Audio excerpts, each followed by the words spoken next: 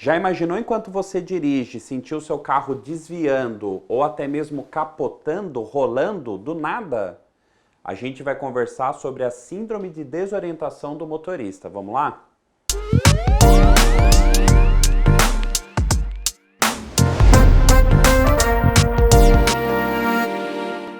Tudo bem? Eu sou o Dr. Saulo, médico neurologista. Você que me conhece já sabe que minha subespecialidade é dos distúrbios vestibulares e do equilíbrio.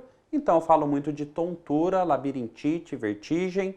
E olha só esse tipo super raro, super diferente, super estranho de labirintite. A síndrome de desorientação vestibular do motorista. O que é isso, doutor? Do nada, a pessoa está dirigindo o carro e ela percebe como se o carro estivesse lateralizando na pista, como se o carro estivesse guinando, puxando para o lado.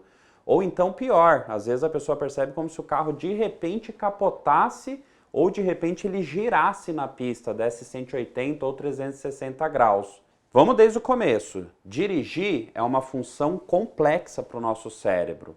Exige muita atenção e muita coordenação. Quando eu estou dirigindo, eu já bem sei que a suspensão do meu carro mantém ele estável e o volante é a guia, mantém ele na direção. Eu posso virar a hora que eu quiser.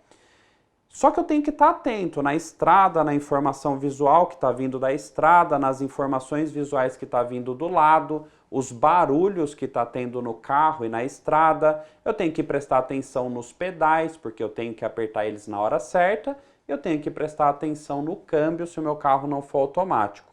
É muita informação para o cérebro lidar.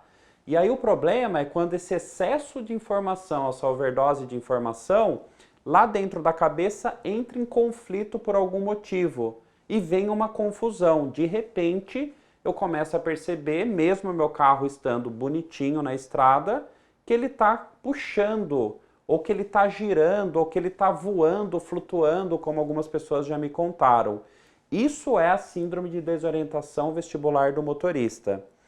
E olha só como a doença pode se manifestar. Em algumas pessoas é um quadro abrupto, único, de repente, isso acontece.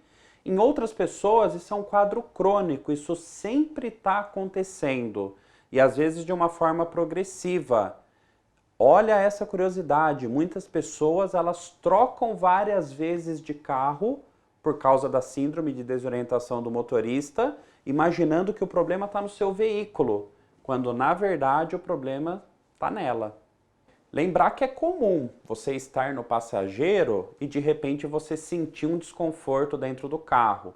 Você imaginar que o carro está indo para um lado que não deveria ou até mesmo como se ele fosse bater. Porque não é você que está tomando as decisões, é o motorista.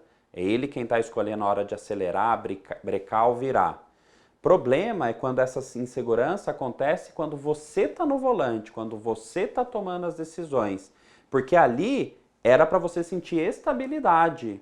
Então, os motoristas com síndrome de desorientação do motorista, eles começam a perceber que mesmo em estradas super boas, perfeitas, sem buracos, sem inclinação, elas sentem o carro instável de alguma forma misteriosa que elas não entendem muito bem.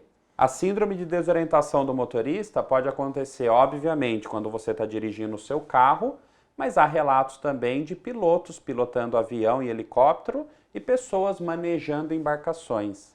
Outra característica dessa doença é que, no geral, as pessoas que sofrem dela não têm lesão orgânica no sistema vestibular. Como assim, doutor?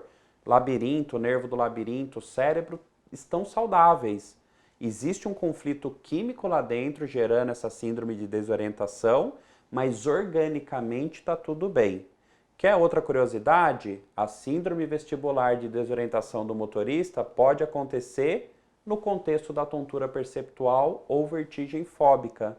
Então, pessoas que sofrem de vertigem fóbica também pode ter essa desorientação. A desorientação vestibular do motorista pode acontecer em estradas menores, mas no geral costuma acontecer mais em rodovias grandes, amplas, abertas, o que leva muitos motoristas com essa síndrome a ficar confinado dentro das pequenas estradas, a não sair mais do seu bairro ou mesmo da sua cidade pequena, por receio e por sensação de instabilidade quando o carro está em grandes rodovias.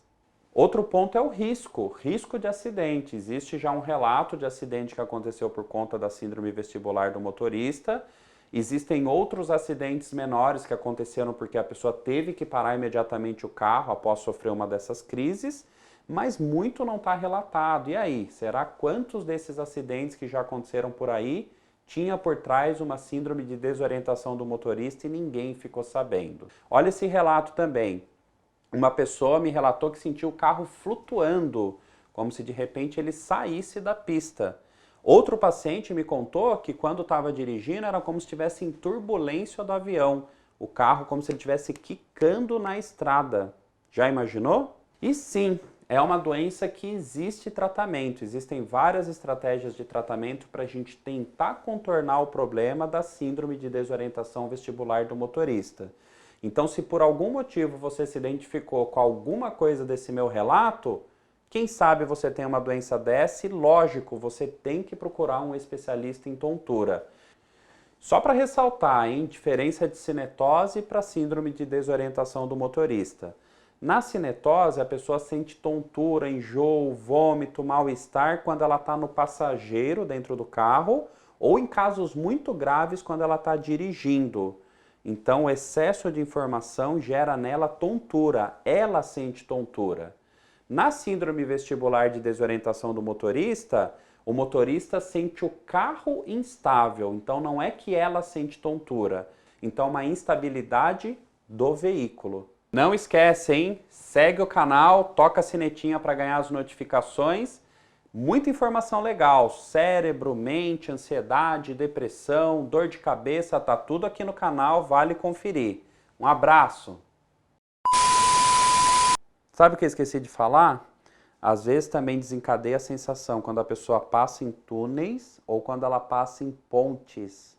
Isso às vezes é um gatilho para a sensação de instabilidade ser desencadeada. E isso pode acontecer...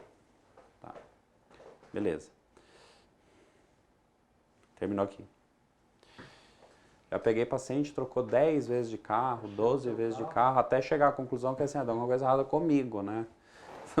Vai, alinha, balanceia, tá tudo normal, e o carro tá normal e troca de carro e continua. Muito doido, né? De helicóptero, piloto de avião, ou até mesmo motoristas de embarcações. É motorista?